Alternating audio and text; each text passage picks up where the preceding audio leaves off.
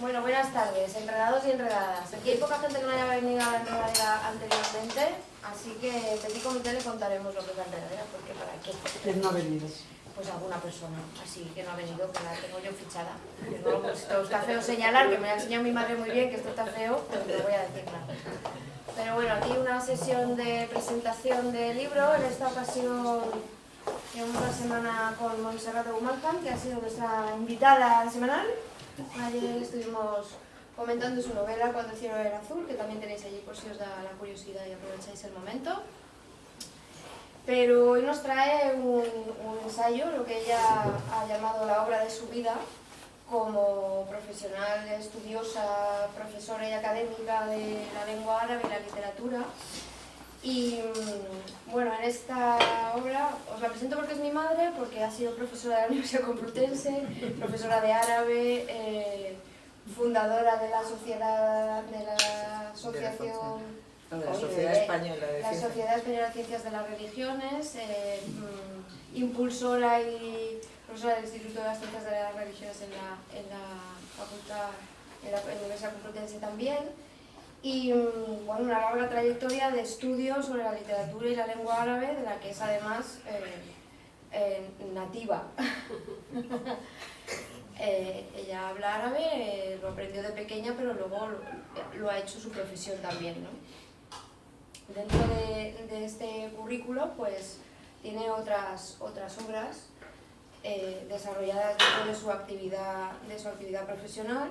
Una de ellas es paradigmática porque es un manual de cabecera sobre el Islam, de religión de los árabes a religión universal, y también podemos citar pues, textos de la tradición religiosa musulmana o Conociendo a los árabes en un paseo por la literatura, que no sé si es un preludio de este o es otro tipo de planteamiento. El caso es que en esta obra sí que se desarrolla un planteamiento diferente, ¿no? Ella quiere defender una tesis en la que el tratamiento del estudio de la literatura no se hace al uso. Ahora nos contará exactamente cuál es el uso y cuál es la novedad, porque yo no puedo desarrollar esto, pero y trata de encadenar una identidad y una cosmovisión del mundo árabe y de los árabes a través de su literatura, también poniendo el acento para muchos que podemos ser legos en la materia, que la literatura árabe no es la literatura islámica, sino que hay un corpus literario en el mundo árabe previo al Islam, y esto es también hay un recorrido histórico, una especie de arqueología de la literatura, de la que hay muy pocos datos, muy pocas fuentes, todo muy pillado, pero que se puede trazar una realidad que luego se deduce de los textos posteriores, que pueden ser ya dentro del Islam, pero que también nos están hablando, ¿no?, de unas tradiciones previas, de unas identidades previas y de unos asuntos árabes expresados en su modo literario. Y también es importante ponerse en el contexto de una oralidad, ¿no?, de que esta literatura es una literatura pero transmitida oralmente entre muchos grupos con lenguas diferentes en lo más arcaico, lengua árabe pero con expresiones diferentes. Entonces, bueno, que hay un trabajo difícil y casi ignoto, pero que con un buen análisis, ¿no?, como el que nos va a ofrecer ella, o pretende, pues quizá nos ayude a entender cómo sí hay esa continuidad. Yo no puedo aportar mucho más porque de alguna manera lo único que puedo deciros es cómo está estructurado el libro y cómo va haciendo este camino, pero yo creo que lo más interesante es que ella nos cuente cómo surge esta tesis, de contar así, de hacer este acercamiento a la literatura. Yo tengo la curiosidad de si es porque siendo docente y estudiosa te has dado cuenta de que no estaba bien contada la literatura árabe o no permitía conocer el mundo árabe como tú crees que se debe conocer o se debe contar con él. Quizá arrancamos desde ahí y vamos viendo por dónde caminas. Sí, bueno, Montse ha dicho que, bueno, buenas tardes, gracias por venir, que no contar un poco de pueblo siempre es muy agradable.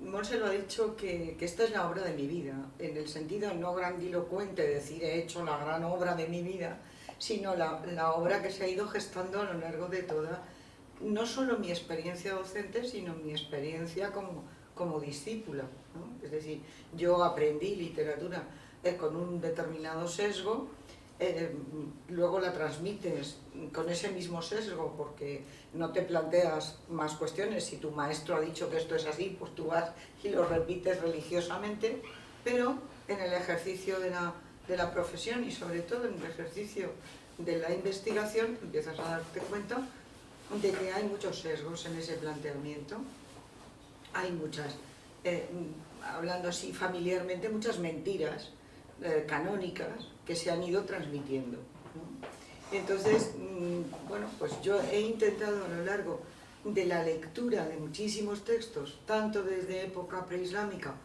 como del tiempo contemporáneo, es decir, haciendo un barrido diacrónico, el poder detectar elementos comunes que se mantienen vivos a lo largo del tiempo y que contradicen ese sesgo con el que me lo habían explicado y que aportan una serie de rasgos que muestran cómo los árabes, como todos los pueblos, a través de la ficción o de la reflexión literaria, lo que hacen es contar su cosmovisión, cómo ven ellos el mundo. Y eso es lo que a mí me interesa, que el que se interese por una cultura diferente y demás, entienda qué hay detrás de esa literatura. Es decir, cómo se ve el mundo. Por poner un ejemplo muy fácil y muy gráfico. Esta es una literatura del desierto. Por eso se llama Escrito en la arena. ¿Por qué? Pues porque lo importante cuando alguien imagina un final feliz es que haya agua. Entonces, bueno, pues eso yo no lo había oído nunca. Y eso entronca con toda una historia anterior en donde en el Oriente Medio, como sabéis, hay dos fuentes importantes, el Tigris y el Éufrates, que son fundantes para todas las civilizaciones que han surgido en ese territorio. La culpa de todo esto la tienen por un lado el Islam, un determinado Islam histórico, y la culpa de todo esto la tiene también un orientalismo que se centra o se empieza a mover de una forma clara en el siglo XIX y que alimenta los procesos coloniales. Es decir, un orientalismo que estudia lo árabe en función de imponer otra civilización sobre ello.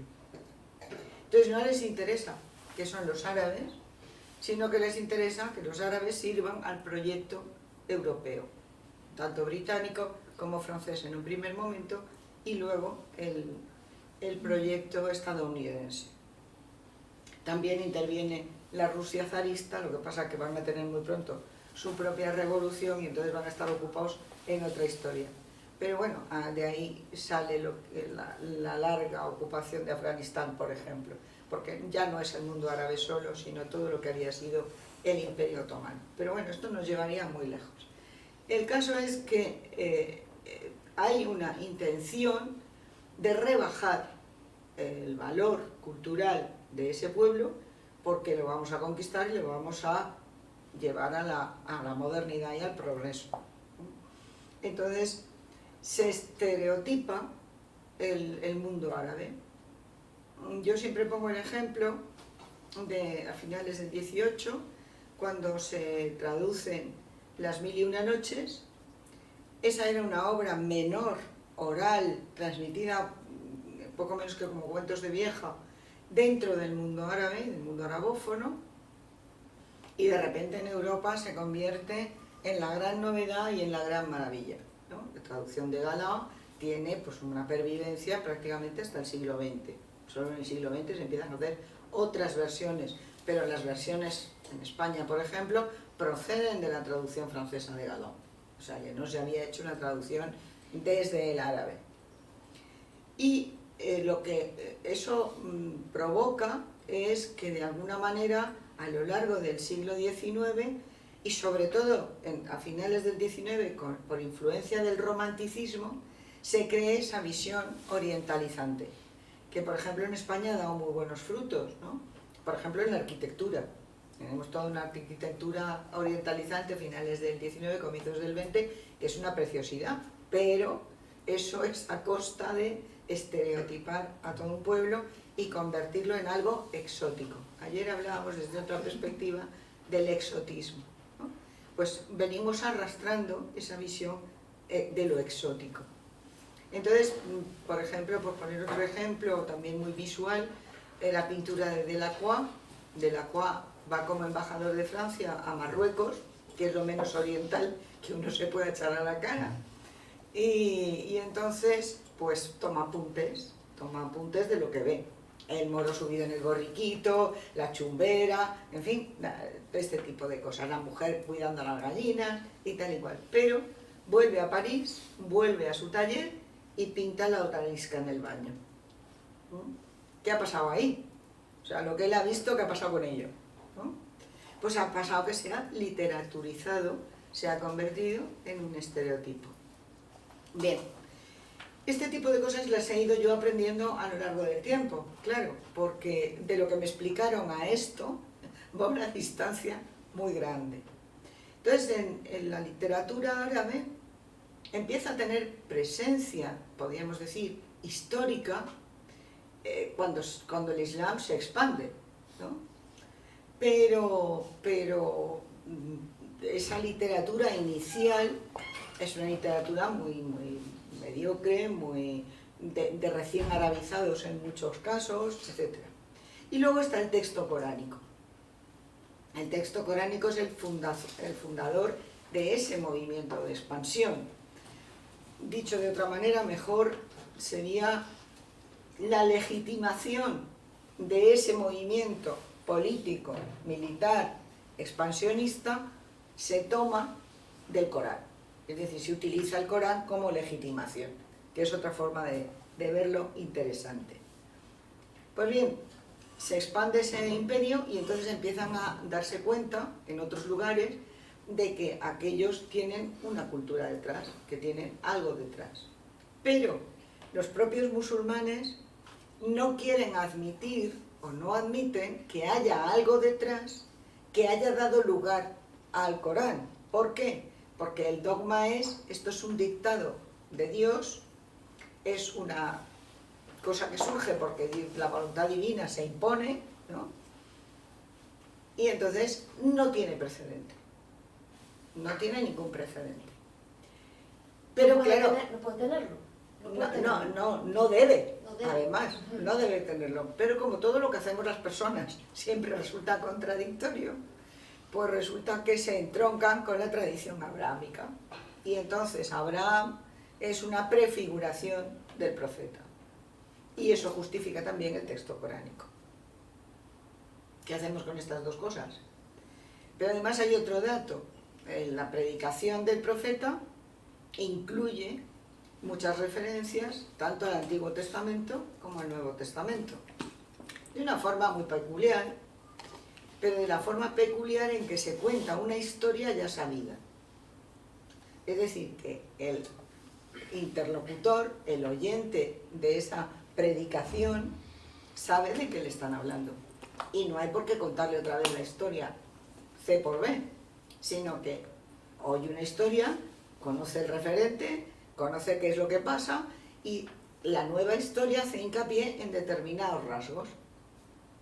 Por poner un ejemplo, si cogéis el libro del Éxodo, no, es Génesis, el libro del Génesis y la Azora de José, y veis la historia de José y sus hermanos, el que se lo llevan los mercaderes a Egipto, los sueños de José, la interpretación de los sueños de Faraón y todo eso, y cogéis la Azora, porque no lo cuenta desde el principio hasta el final, ¿no? Como hace el libro del Génesis.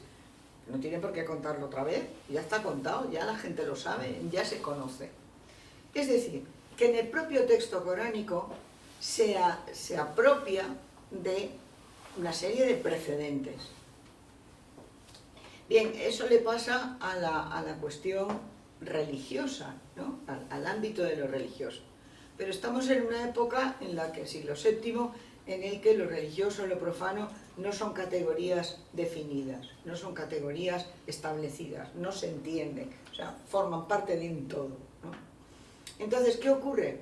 Que por una parte los árabes reniegan de un pasado, de pertenencia a algo anterior, lo que quiera que fuera, y afirman que ellos han conseguido tener una revelación propia y por lo tanto eso es lo que los lanza al mundo. La segunda cuestión es que, por otra parte, su verdadera seña de identidad es la lengua árabe. Y como ha dicho Montse, la lengua árabe preislámica es una lengua fragmentada en muchísimos dialectales.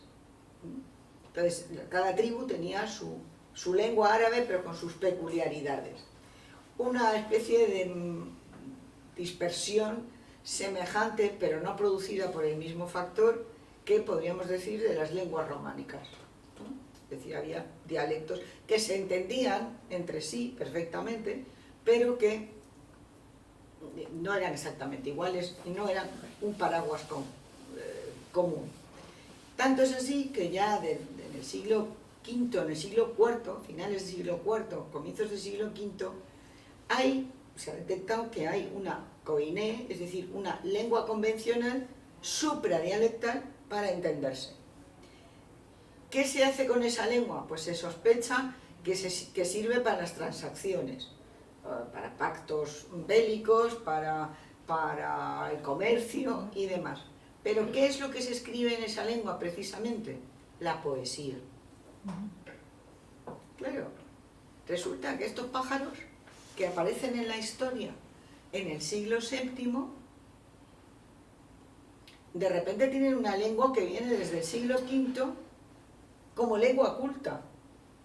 Y por debajo nadan las hablas locales. ¿Eso cómo se gesta? O sea, si no hay una organización, si no hay un conocimiento mutuo, si no hay un consenso mutuo, ¿cómo se consigue una lengua franca que permita comunicarse? Pero, ¿qué ha pasado ahí para que, además, lo que escriban sea la poesía, precisamente? Bueno, pues escarbando en esa poesía preislámica, resulta que los poemas son muy reglados, o sea, el poeta tiene que cumplir con una serie de condiciones, no puede hablar de lo que le dé la gana en el orden que le dé la gana, no es una poesía espontánea, podríamos decir, ¿no? Es una poesía que tiene un marco retórico muy cerrado. Claro, cuando a mí me explicaron la casida preislámica, el poema modelo preislámico, hay un investigador francés que lo llama los versos monótonos del camellero que va en una caravana. Bueno, pues sí, son monótonos porque son monorrimos y puede ser una ristra de 90 versos terminados en R. Y dices, caray, pues sí, que ran todo el rato. Qué pesado esto, ¿no? Sí, porque el balanceo del camello, todavía te lo explicaban, ¿no? El balanceo del camello y tal, produce ese tran. Bueno. Pero resulta que es una métrica, además, que no es silábica propiamente, sino que es de pies métricos, es decir, de sílabas largas y breves. Claro, la combinación de sílabas largas y breves produce, de entrada, 16 metros diferentes. Entonces, una tirada de un metro concreto, de 80 versos, con unas rimas únicas, eso no es labor de un camellero. Lo siento, pero eso no ha pasado nunca en la historia.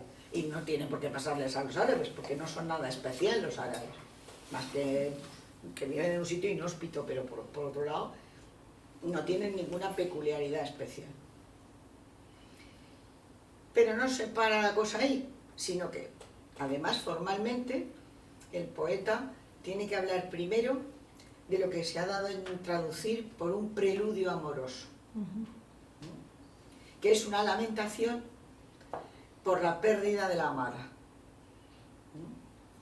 Cuando éramos jóvenes y tal, y nos encontrábamos en el palmeral, y tal y cual, y no sé qué. Y entonces, en ese arranque de añoranza que produce el recuerdo de la amada, a la que no se ha visto, hay uno que dice lo del tango, a 20 años no es nada, ¿no? Pues dice, hace 20 años que te vi en no sé dónde. Y dices, pues vale, qué buena memoria, ¿no?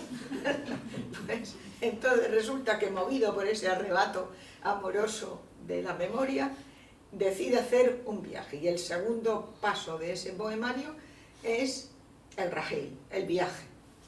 Y entonces el individuo se sube su caballo, su camello o tal, que por otra parte es como su adlátere, ¿no? Es decir, es su alter ego, la montura es su alter ego con la que habla, con la que tal, cual, tiene más virtudes incluso que el propio caballero y demás.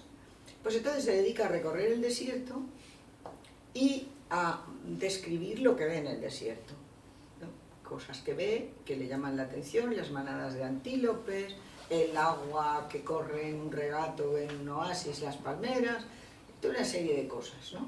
Las rocas peladas, la noche terrible, porque las noches en los desiertos son todo lo contrario que el día, es decir, no se ve ni torta, se pierden las referencias, a no ser que seas un buen estrellero, y no sabes dónde estás, ¿no? Y entonces los animales aúllan, es el momento del terror.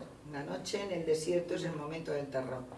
Entonces, bueno, pero una vez que ha hecho ese periplo por el desierto, resulta que el siguiente paso obligado es un elogio a alguna figura concreta o el vituperio de alguien.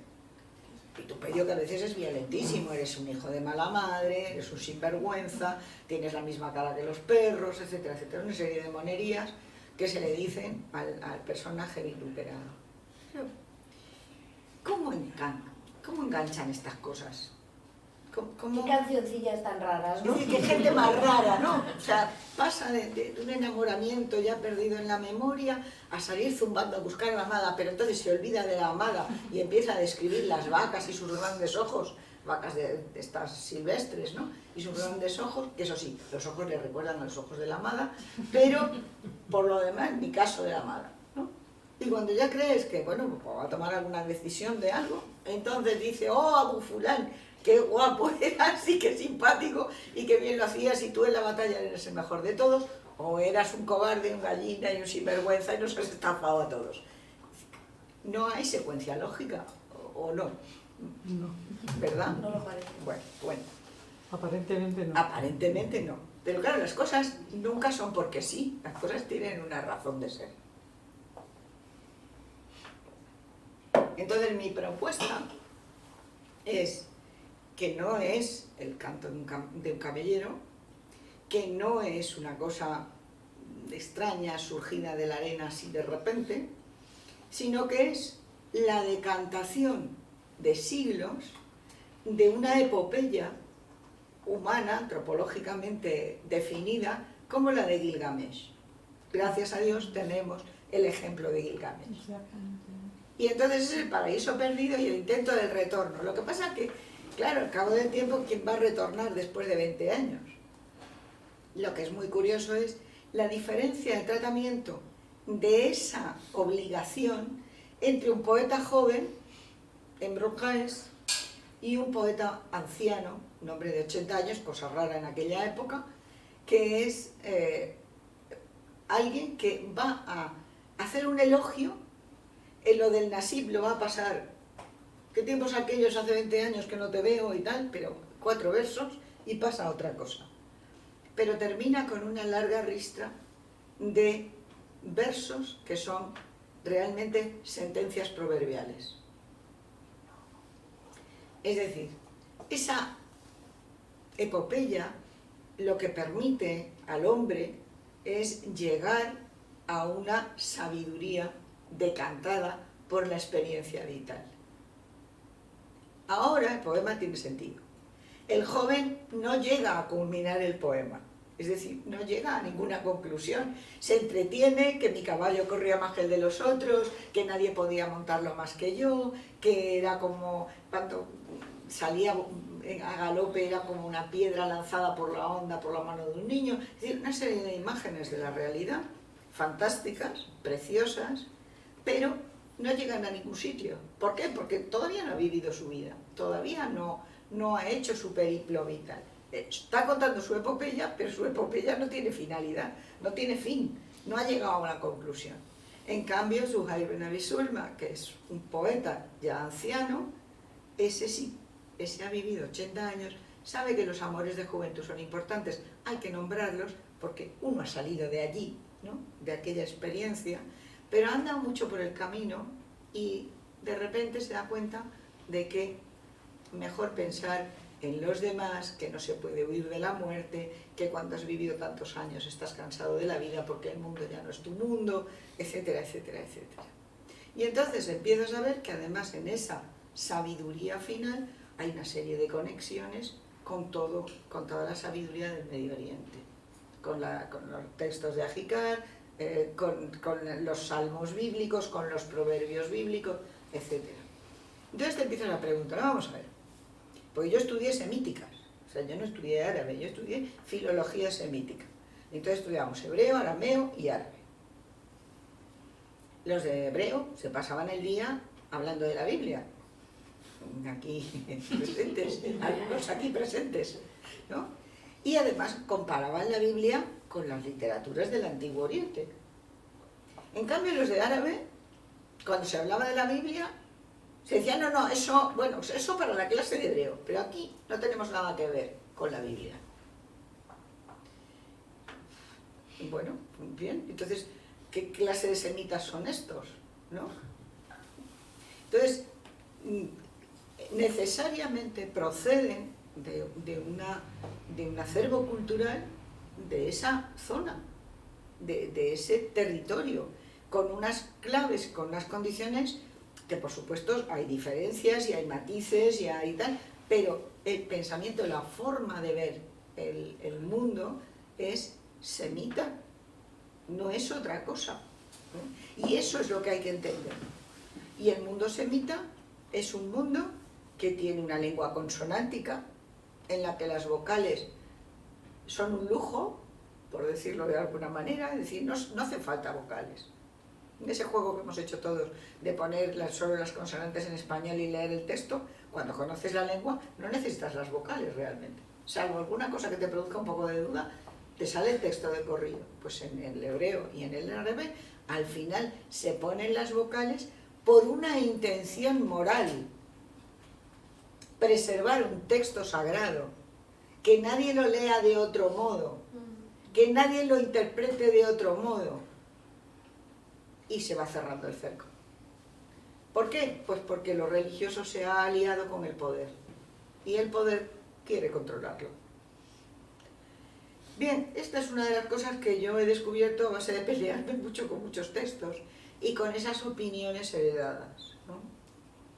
Y entonces lo que he hecho ha sido un barrido desde la época preislámica hasta la época contemporánea de la pervivencia de determinados rasgos que apuntan a esa realidad. Primero, que se trata de una literatura semítica, que tiene una identidad propia, que tiene una identidad que comparte con las otras de la antigüedad y de más recientes, que por eso se declara abrahámica ella misma como cultura, porque es consciente de eso. Entonces, ¿por qué hemos cercenado esa pertenencia? Pues la hemos cercenado porque los árabes antes de la aparición del Islam eran politeístas. Y uno de los hábitos era el hábito de hacer libaciones a los dioses, cosa práctica común en montones de religiones, ¿no? Entonces, ¿qué prohíbe el Corán? Primero, ir borracho a la oración. Eso no se puede hacer, cosa que parece bastante razonable. ¿Te vas a rezar borracho? ¿Qué estás diciendo? ¿Sabes lo que estás haciendo? No, pues eso está feo. Y por otra parte, cuidado con beber, no vaya a ser que en el fondo se haya ofrecido ese vino, ese licor, a los dioses. Y entonces estás cometiendo un acto de paganismo. Y entonces la ortodoxia se resiente. Pero es lo mismo que dice San Pablo. Cuidado con que os parezcáis a los paganos, que vosotros sois otra cosa.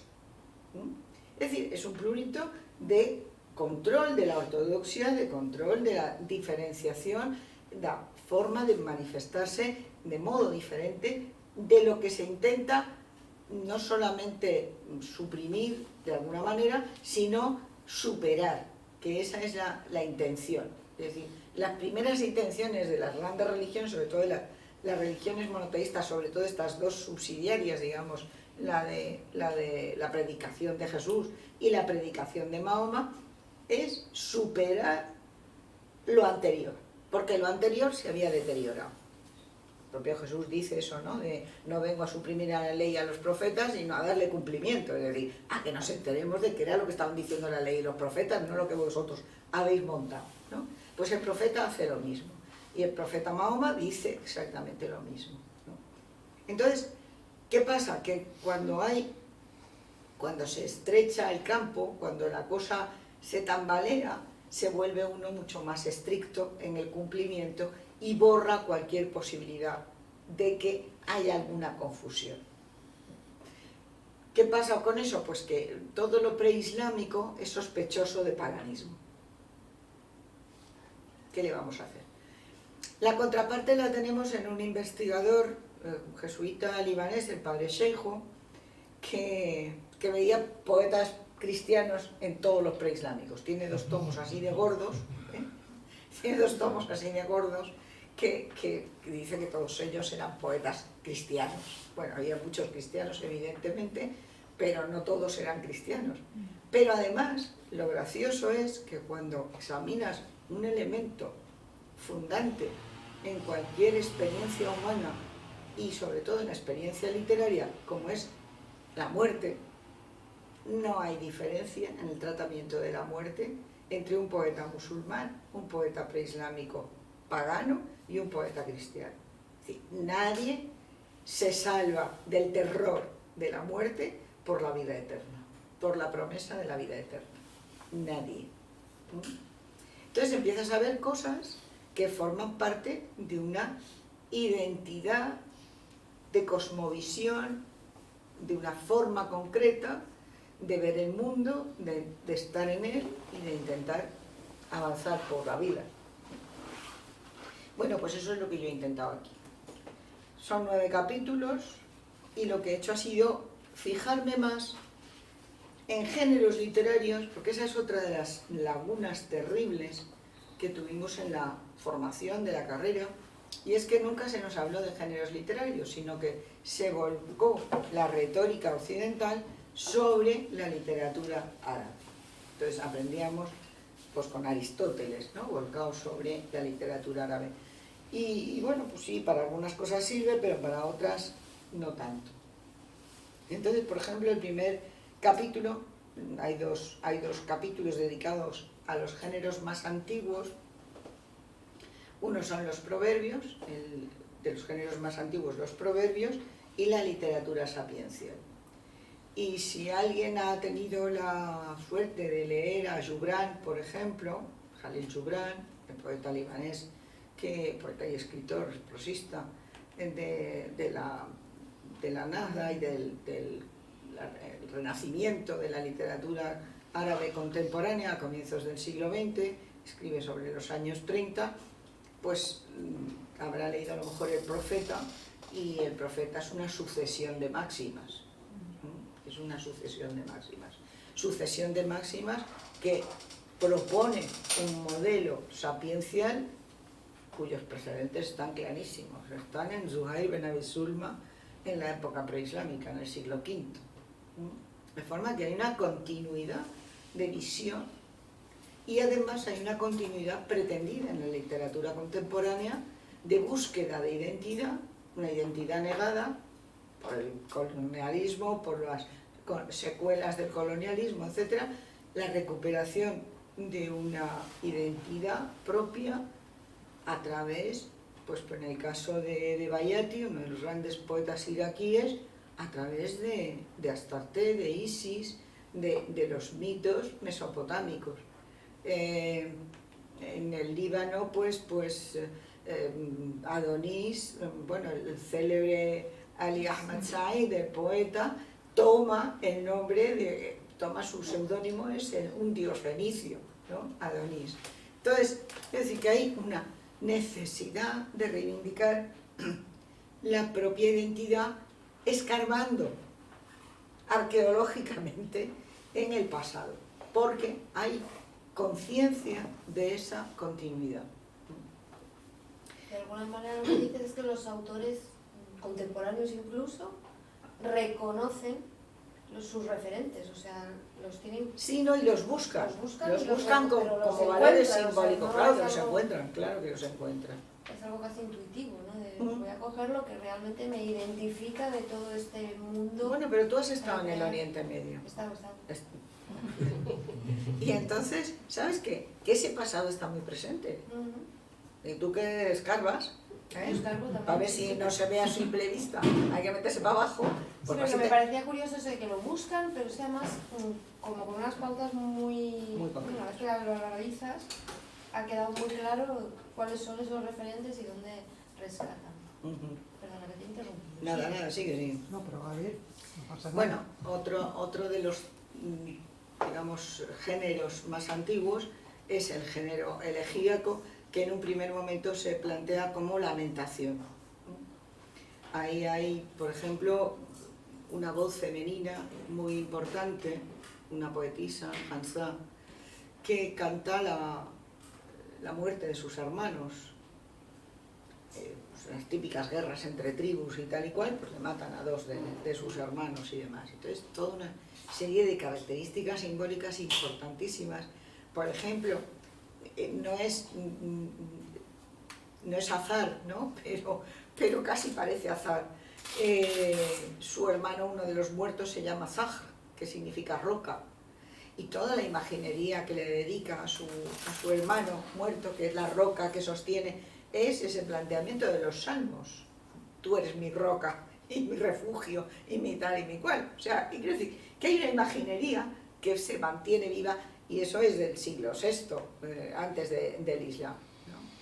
Pero es que una poetisa contemporánea palestina, sirva esto de homenaje a Palestina, como Fadwa Tuqan, a la que le matan en un atentado a su hermano Nemr, que se llama Tigre, también juega con esa misma imagen de la fuerza, ¿no? Del refugio, del animal agresivo que sirve de defensa, ¿no? Sí, está diciendo exactamente lo mismo que Al-Hansa 1500 años antes, ¿no? Entonces, bueno, pues ese rastreo es el que yo he ido haciendo a lo largo de una serie de elementos.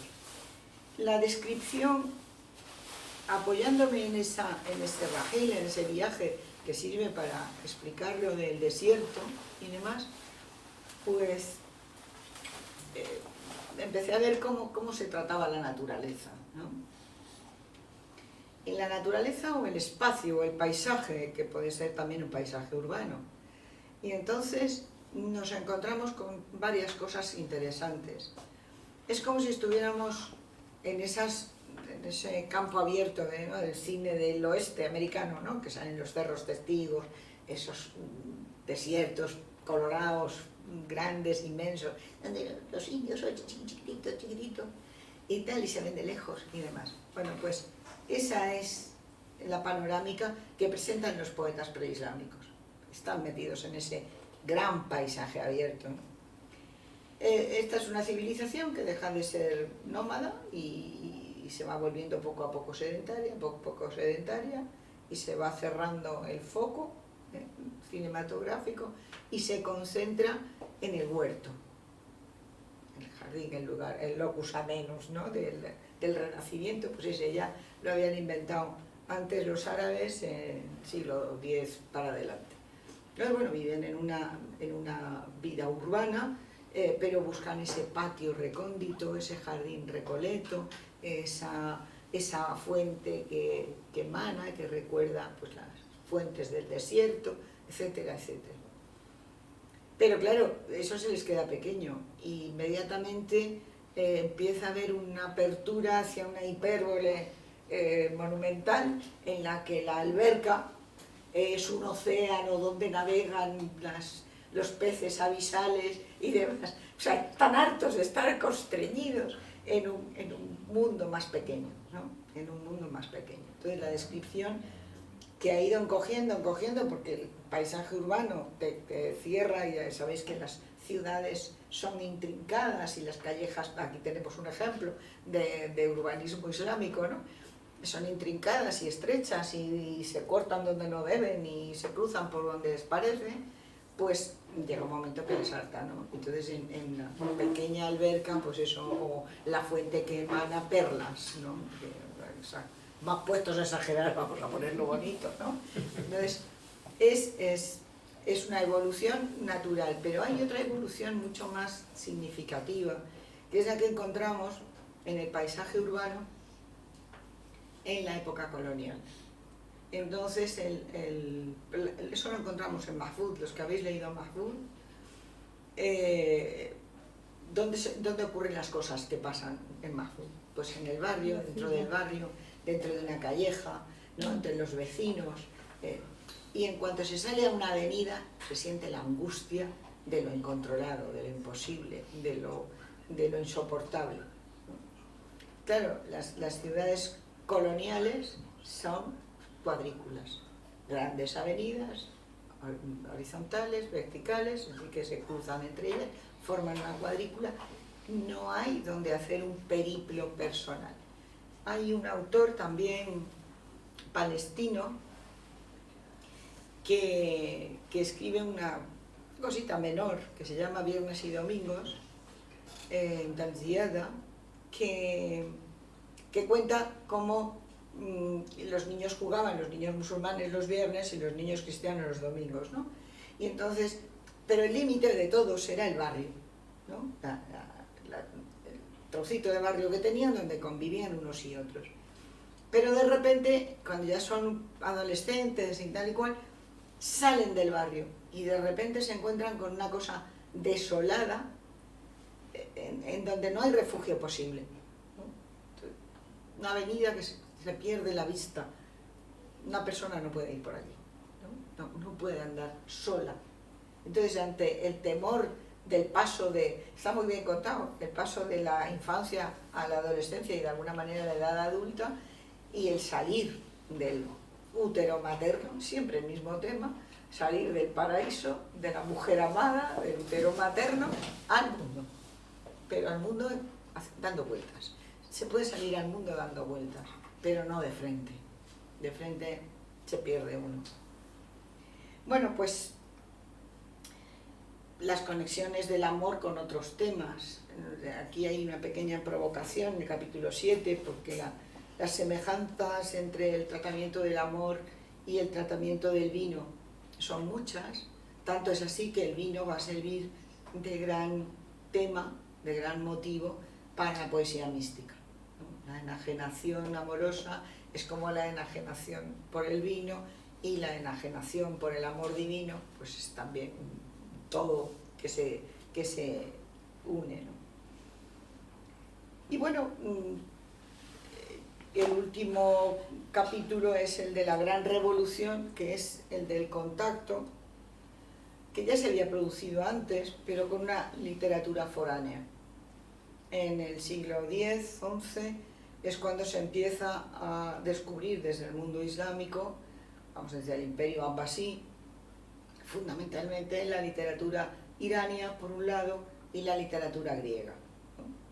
que llegan muy tamizadas al mundo árabe, y la crítica occidental en general ha dicho que la literatura árabe tenía poca identidad propia y que era muy esponjosa y por lo tanto absorbía todos los temas y motivos que estaban en boga en un momento determinado y que los incorporaba, y que bueno, gracias a eso pues muchas de las obras clásicas habían llegado al Renacimiento europeo, que era lo que importaba.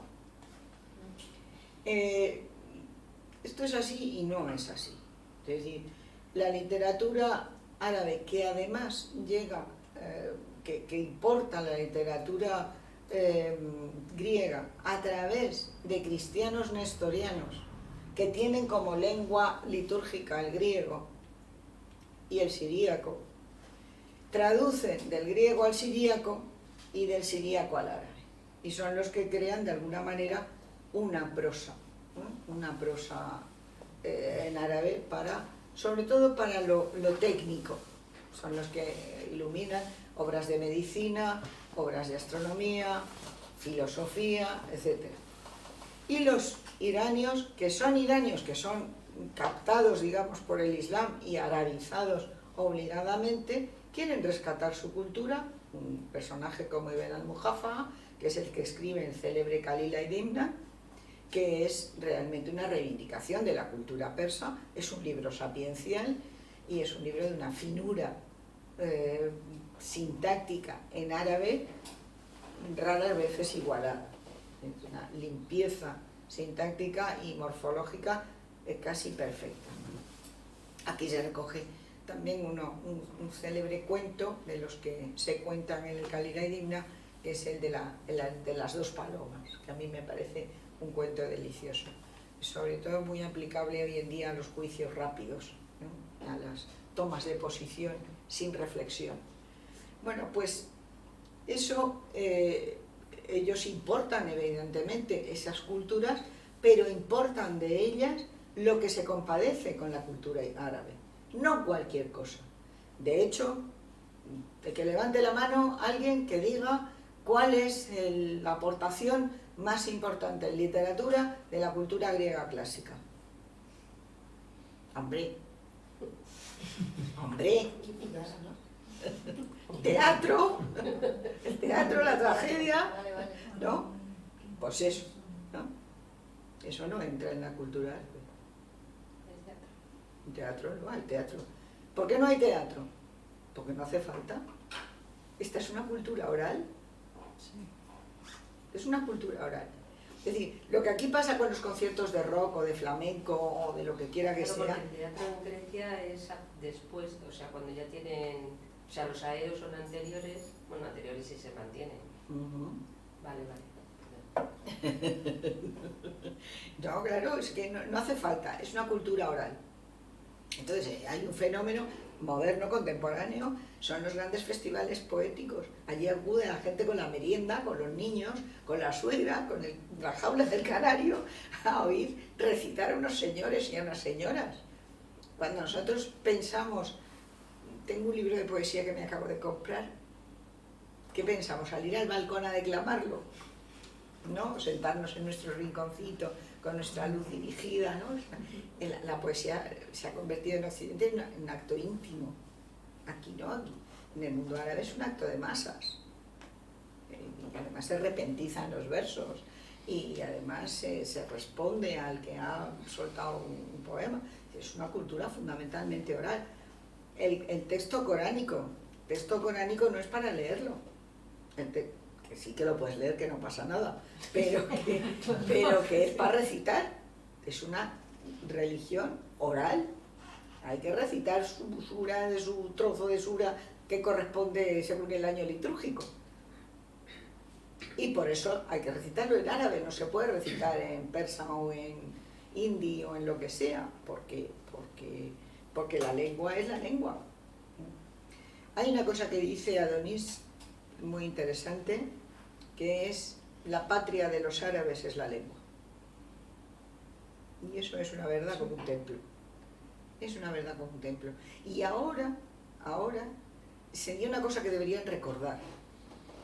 Sería una cosa que deberían recordar. Que la patria es la lengua. Si salvan la patria, la lengua, salvan la patria. Como se asimilen a otra cosa, se pongan a hablar inglés como poseídos, ya la han liado. Ahí sí que está su final. Pero resulta que la lengua ahora es poco creativa en el mundo árabe, esa es la pura verdad. Hay muy poca producción literaria de peso, muy poca.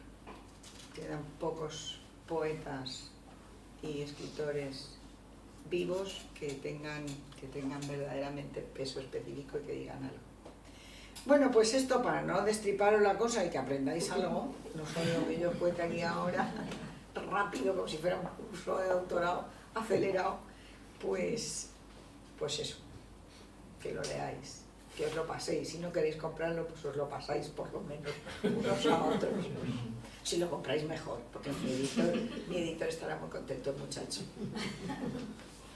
Yo te iba a preguntar una cosa porque, claro, el Islam se expande, se conquista medio mundo en el siglo VIII y sabemos que, por ejemplo, aquí en la península ibérica, pues claro, hay una huella islámica, árabe, andalusí, que lo impregna todo, pero en la literatura, en esas imágenes o ese imaginario, ¿hay algo detectable de decir, mira, esto se ha quedado asimilado a la literatura española o se...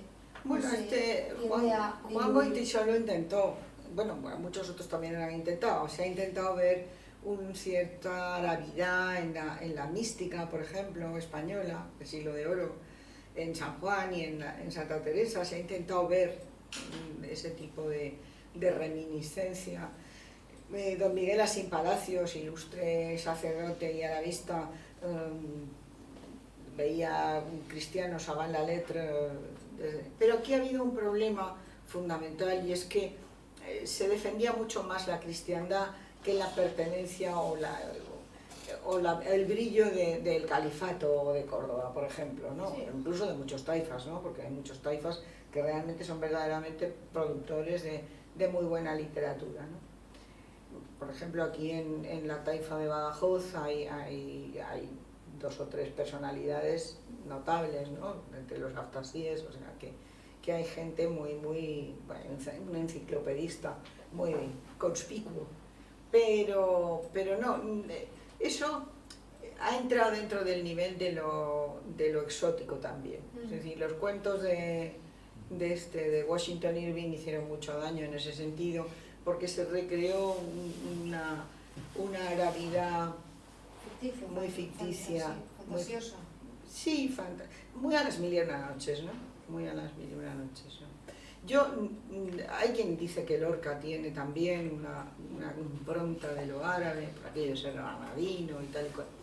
Yo creo que no, yo creo que tiene más impronta. Eso sí, a los árabes les vuelve loco Lorca. Yo creo que en el mundo árabe hay una pléyade de tesis doctorales sobre Lorca como no la hay en España. O sea, muchacho del mundo árabe que venía a estudiar a España quería hacer una tesis sobre Lorca, ¿no? Sobre todo los que venían a la Autónoma, no sé por qué, a la Autónoma de Madrid, todos querían hacer una tesis sobre Lorca. Normal que mi maestro los encaminaba por el buen camino y les decía, déjalo escapar, y hace una cosa de provecho. Pero sí, se ha traducido muchísimo, se ha representado mucho el teatro de Lorca en traducciones de Yerma hay para aburrir.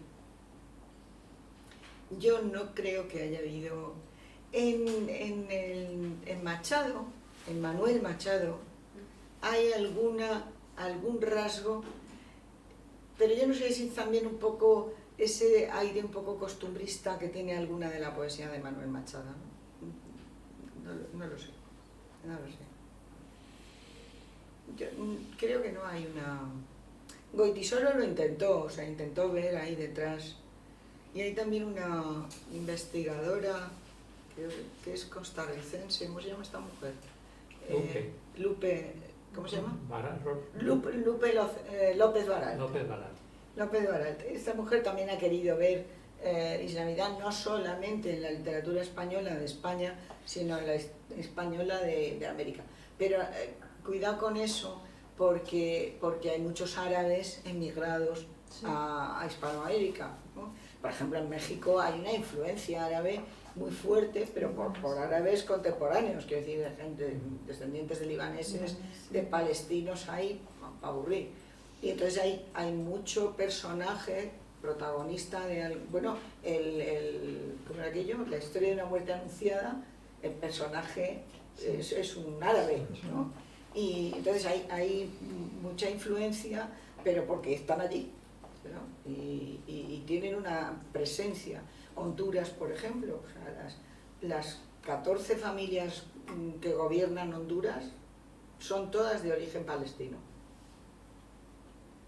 Los guatemaltecos, por lo menos un buen porcentaje que tienen industria textil, son palestinos, de origen palestino. Yo conocí a uno de ellos y me dice, usted es de origen libanés y tal y cual. Sí, sí, señor. Y me suelta una ristra de tacos, cada cual más gordo, en árabe, y le digo, hombre, que soy una señora, no diga usted esas cosas. Y entonces llama a gritos a su mujer, fulanita, ven, esta sí que sabe árabe. Pero bueno, hay mucha presencia, en Argentina también hay muchísima presencia árabe, y luego hubo muy buenos literatos en la NASA, es decir, del grupo este de Gibran, los que fueron a Hispanoamérica, son más famosos los que fueron a Estados Unidos, como Gibran y como otros, pero como Mijael Naima, por ejemplo, es un polígrafo desbordante, pero en América Latina hubo varios también importantes que, bueno, de la familia Maalouf, por ejemplo, muchos de ellos emigraron a Brasil. Por ejemplo, Brasil también es una fuente. Portugués también hay bastante producción que tiene que ver con lo árabe, por la presencia de lo árabe en el país. Pues una pregunta. Yo cuando acudo a leer, o sea, contemporáneos árabes, bueno, si es que leo mucho a Shukri y Mohamed Shukri. Mohamed Shukri no sé si es árabe o qué es. Sí, Es marroquí. Es marroquí, claro, pero es que yo leo mucho marroquí. Entonces, pero bueno, en lo contemporáneo no tengo mucho problema. Los marroquíes, por ser del Magreb al-Aqsa, es decir, del extremo occidente, tienen unas peculiaridades, tienen unos referentes completamente diferentes. Y muchos de los escritores marroquíes tienen ascendencia bereber. Entonces, esa experiencia es una experiencia completamente diferente. Es que la experiencia de Shukri no tiene nada que ver con la de Maalouf, por ejemplo. No, claro que no. Shukri aprende árabe cuando llega a Tánger, me parece. O No, claro. Yo mismo, ya mi experiencia con la lengua es... Yo cuando te conocí no sabía ni una palabra. No, si en mi pueblo, que yo soy de Tetuán, los de la Tlata de Ángela, que está a tiro piedra de mi casa, de donde yo nací, esos no hablaban árabe. Tanto es así que mi abuela, que hablaba catalán en casa, porque eran muy catalanistas, tuvo una chica de servicio que venía de esa fiesta y mi abuela le hablaba en catalán y la otra aprendió catalán. Y mi madre decía, mamá, no le hables en catalán a esta mujer, porque bueno, cuando sale a la calle no sabe castellano y el ambiente era casi todo español. Digo, pero además es que con su otra gente no se puede hablar porque no sabe árabe tampoco, solo sabe su bereber y catalán. O sea, que le estás haciendo un flaco servicio. Y dice, ay, pues a mí me entiende perfectamente. No, bueno, pues nada, que sigue con ello, ¿no? No sé qué pasó con aquella chica. Mi pregunta era que en lo contemporáneo no hay problema porque encuentras referentes con cierta facilidad, no es difícil. Pero yo siempre tengo la duda, literatura moderna, del 18, del 17, ¿qué puedo encontrar? O sea, ¿qué me recomiendas? ¿Por quién empiezo? ¿Con quién empiezo? Nada.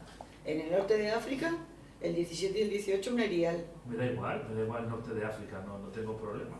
No, en el Oriente Medio sí, hay gente, por ejemplo, quizá un poquito más tardío que el 18 o el 19, pero hay gente interesante, lo que pasa es que no están traducidos al español. Ese es el problema. Están traducidos. A lo mejor encuentras algo francés, puede ser. Inglés, sí. En inglés sí. En inglés, no sé si algo más bien de egipcios, Sí. pero de Siria, Líbano y tal, que era dominio francés. En Francia sí que se ha trabajado algo. El Instituto Islámico de París ha publicado algunas traducciones, algunas no tan buenas, pero útiles, para hacerte una idea. Hombre, yo en 19 y 18, ante la duda, Egipto. O sea, así te lo digo. Pues vas mal, Manolo. Ya, por eso te pregunto. No, lo afirmas. No pregunta, lo da por hecho. Y A ver, ese perdona, referente pero- cultural en el... Bueno, yo tengo, por supuesto, creencia. Esta luz es horrible, pero no veo dónde está Manolo. Enciende algo más que veamos la cara.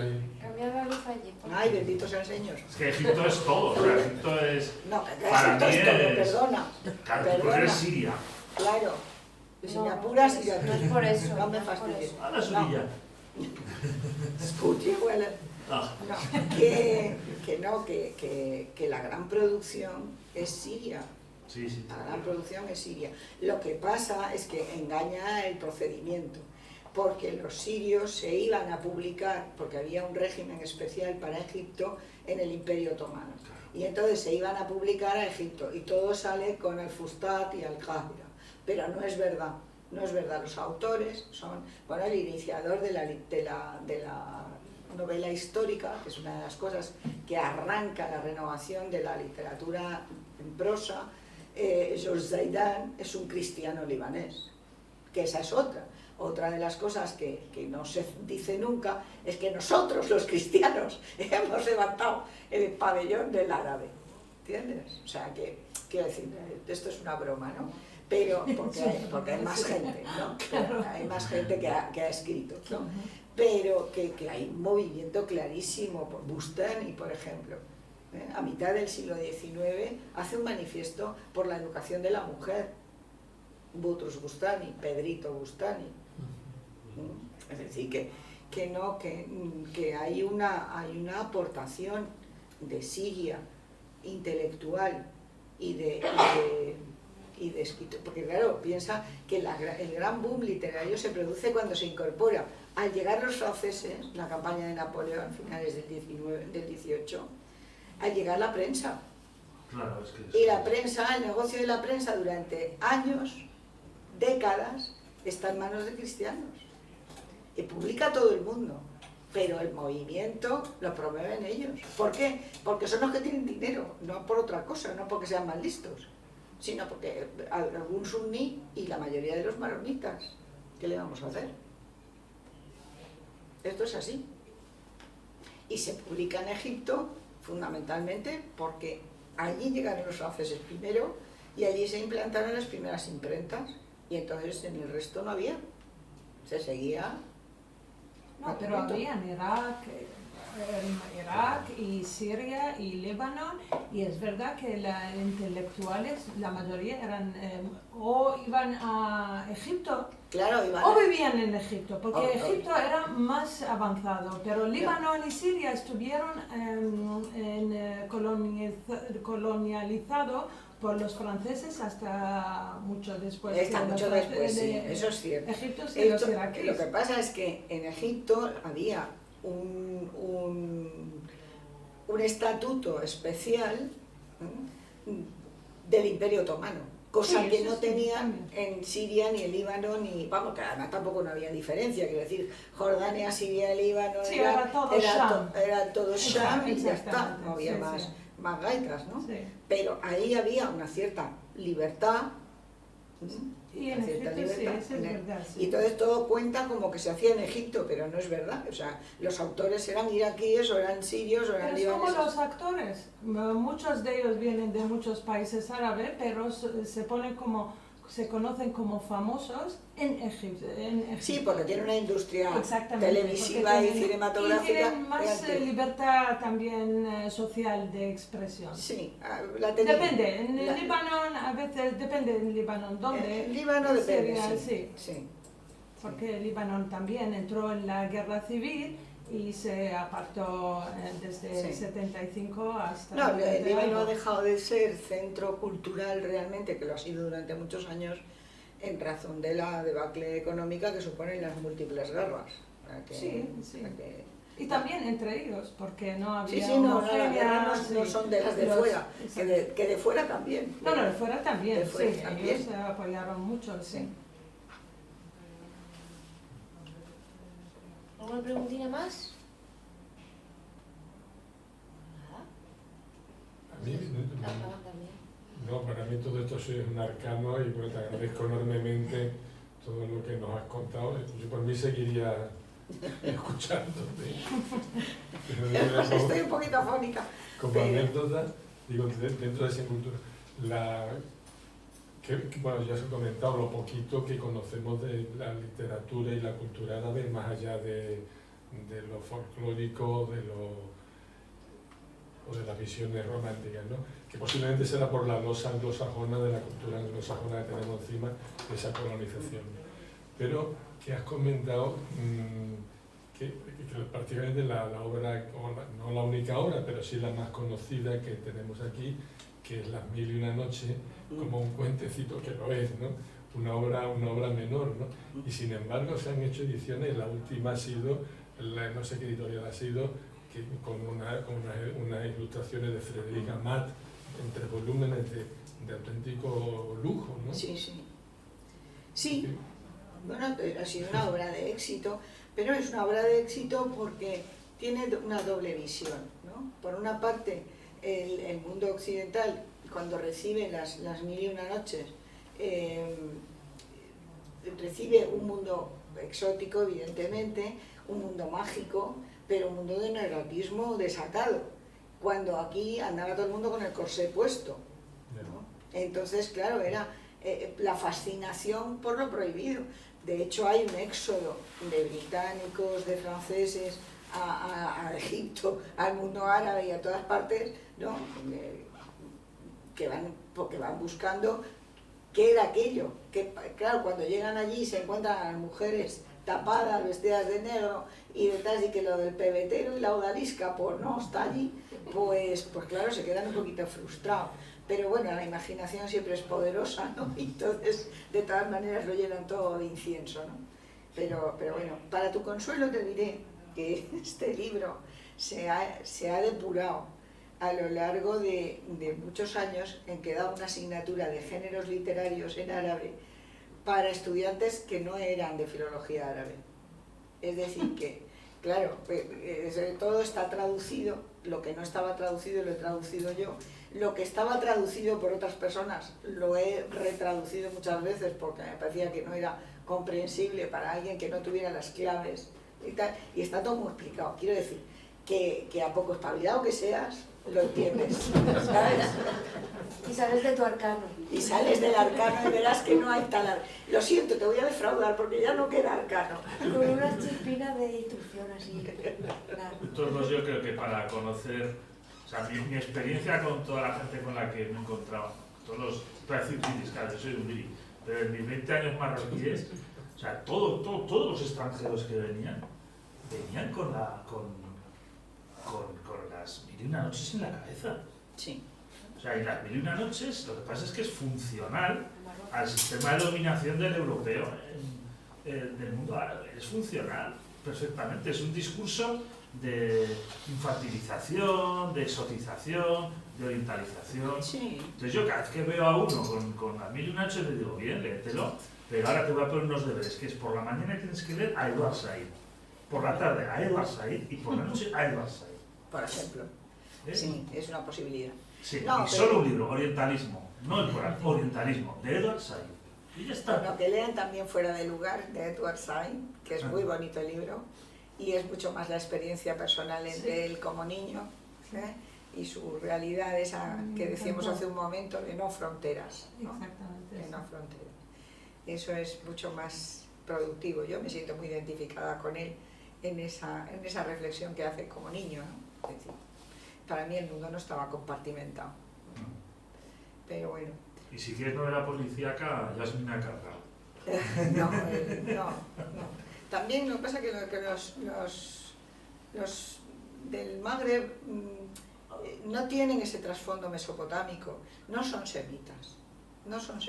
Y entonces esto vale para los que son de origen semita, es decir, el Oriente Medio y una extensión hacia Egipto, ¿no? Porque ellos son la identidad árabe realmente. El norte de África es arabizado, Egipto también es arabizado, pero está demasiado cerca como para no contaminarse, ¿no? Y luego el antiguo Egipto tiene una serie de connotaciones que comparte con la antigua Mesopotamia, ¿no? Entonces ahí hay una proximidad, una cercanía. Es muy curioso. Hasta por que punto ejemplo. Yasmina Cabra es árabe cuando escribe en francés. Esas dudas también tengo Sí, yo pero a muchas mí veces. Malouf escribe en francés, Sí. pero su Pero es historia es totalmente totalmente árabe. Sí, a mí Malouf es, o sea, a mí Malouf es, o sea, considera está así, claro. sí, sí. Y Mohamed Shukri también, ¿eh? Mohamed Shukri, tú lo ves y dices, este es un niño rifeño. Sí, sí, es un rifeño. Y fue un niño Y rifeño hasta que murió apelativo alcoholizado. Quilito, que están ahora poniéndolo de valor, en valor a Quilito, no sé por qué, porque lleva 1000 años escribiendo cosas, pero ahora como ha salido en el país todo el mundo habla de Quilito. Bueno, pues este es un marroquí puro, de barrio, de barrio, o sea, total. Pero es normal, tienen otros referentes distintos, ¿no? Entonces, no puedes. Y luego, bueno, que la colonización francesa en Marruecos fue muy fuerte, ¿no? Y en Argelia Y también. en Argelia también, Sí. en Argelia todavía más. Sí, sí, En Argelia todavía más. Porque había gente, yo recuerdo, yo hice un viaje a Argelia en tercero de carrera, el paso del Ecuador célebre, y fuimos a Argelia, yo hablaba árabe con aquellos y no me entendían. No. No Es como si sabían les dabas árabe, el solo esquí, sabían un dialectos francés. casero de diferentes. rentería. Sabían el dialecto Sí. local, pero no sabían, y me decían, uy, es que tú hablas fusha. Yo no hablo fusha, yo hablo libanés. O sea, y a veces entreverado de marroquí, o sea, que échale un galgo lo que yo hablo.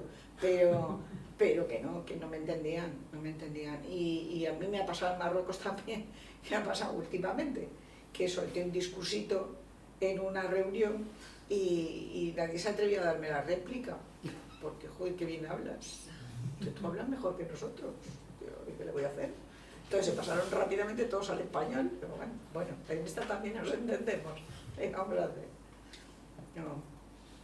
El mundo del norte de África es otra cosa tan digna y tan interesante como tal, pero no encaja, no he encontrado ejemplos en mi razonamiento.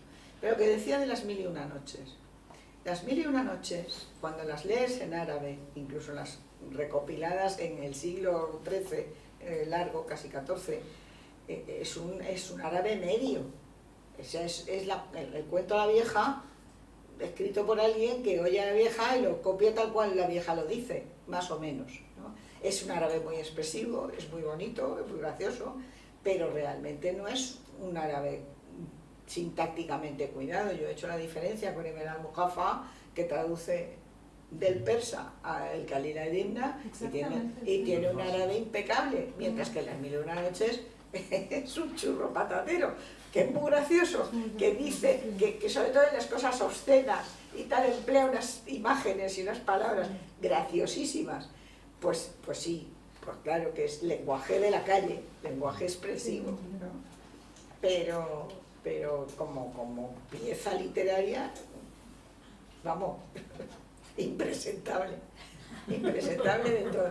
El otro día yo en Murcia, como no soy aborigen de allí, pues me he apuntado a un taller de lectura de textos históricos en relación con la ciudad y con la región en el Museo de la Ciudad, ¿no?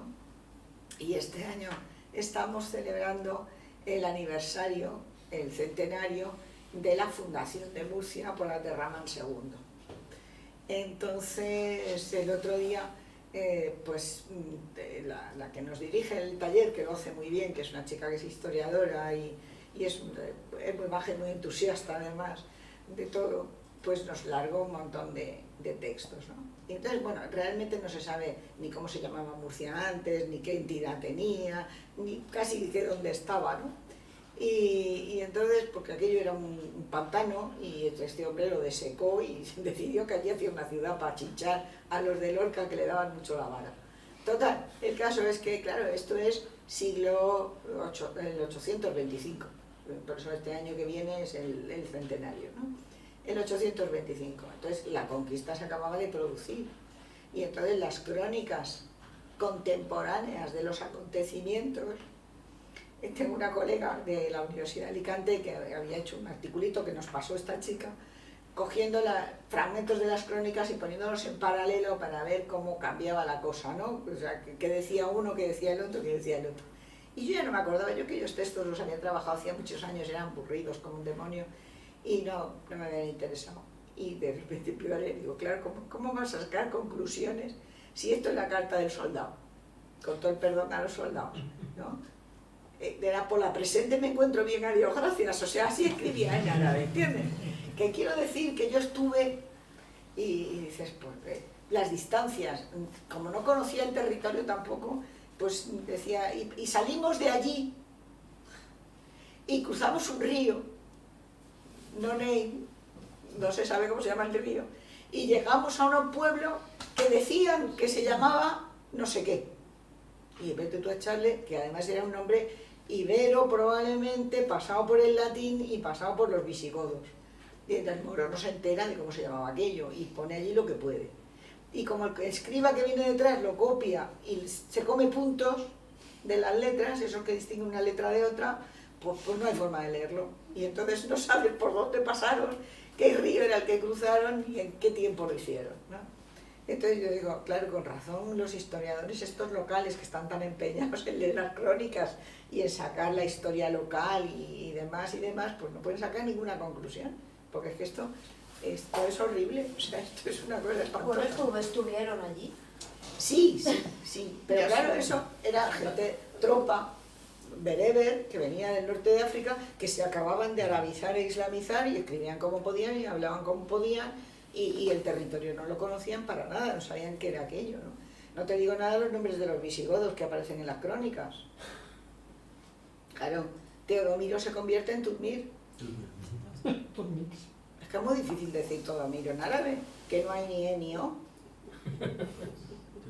Tienes vocales y te ponen dos Tienes juntas. 3 vocales y te ponen las otras. Las que tú no tienes. Las otras juntas te hacen polvo. Te hacen polvo, claro. A ver cómo lees tú eso. Entonces tú lo que haces es coger las consonantes, las pones y el que viene detrás vocaliza. Y vocaliza inspirado en el modelo morfológico del árabe. Y de Teodomiro sale Tudmir. Y ya está. Y así, pues no te digo nada recaredo si lo hicieran a poner en algún sitio. Imposible, o Leovigildo. De todos modos, encomiable tu tarea, pero aquí a la gente hay que empezar a explicarle, o sea, que la gente piensa que desde Ashila hasta Afganistán todo es lo mismo. Sí. Entonces es que el trabajo es previo, ¿sabes? No, sí, hace un momento hablábamos de los iraníes, por ejemplo, que dicen, no, porque hay un follón en los países árabes, fíjate los de Irán. ¿Y Turquía qué me estás contando? Y digo, madre mía de mi vida, ¿y ahora cómo le explico yo a esta persona humana que estos no son árabes? Qué bueno. Un amigo mío en el Suga dice, cuando se tiran un pedo en Afganistán, huele en mi pueblo. Es un pueblo donde está en Marruecos, ¿no? Pues sí. No, la verdad. Y luego pues eso, hay una serie de cosas que hay una cierta continuidad, ¿no? Que es lo que yo he intentado demostrar aquí, y que hay una identidad global que es aplicable, ¿no? Como podríamos hablar de los países latinos, o de esa identidad hablo yo, ¿no? De esa continuidad cultural que informa una forma de mirar el mundo, ¿no? Pero la variedad es muy grande, la variedad es muy grande. Y yo te diría, no solamente excluiríamos de ahí, de ese núcleo fundante, al occidente árabo-islámico, sino también a la Arabia profunda y a los Emiratos del Golfo. Cuidado, Eso es otra guerra. que eso es otra guerra, eso es otra guerra, porque no han existido realmente. Estos sí que no han existido hasta ayer por la tarde. Y han existido de muy mala manera, han empezado a existir de muy mala manera. Porque, hijos míos, aunque todos queramos ser rico es un problema. Para andar por la vida es un problema. Para andar en serio. Entonces, no hay casi... Hubo una excepción, Abderrahman Munif, una excepción entre la literatura árabe saudí, una excepción noble y notable, pero aquello sí que es el desierto ahora. Algún kuwaití, alguna mujer kuwaití, Sí, algunas. Sí. alguna, poetisa sobre todo, pero bueno, y aquí no llegan ni de eso, vamos, imposible, no llegan, o sea que se traduzca eso en español, nada. No, y luego aquí otro de los grandes problemas de la difusión de la literatura árabe es que cuando le dieron el premio Nobel a Mahfouz, por ejemplo, pues entonces hubo carreras bofetadas para ver quién traducía antes y quién publicaba antes. Y se han masacrado más de una y más de dos novelas, ¿no? Esta última, que era La noche después de las mil y una noches, para llorar. La traducción es para llorar. No sé si la habéis leído en español, pero no perdáis el tiempo, quiero decir, porque no se parece en nada al árabe original. No tiene sentido, es una cosa que el traductor no ha entendido nada de esa obra. Entonces ese es un problema serio, la difusión y el interés que se pueda tener en ello. No se tiene interés. Pero bueno, también estamos en un periodo neocolonial, de forma que, de alguna manera, lo que predicaba el señor Renan a finales del 19, pues sigue vigente. Pero no seamos pesimistas. Bueno, un aplauso, ¿no? Tomémonos una cervecita.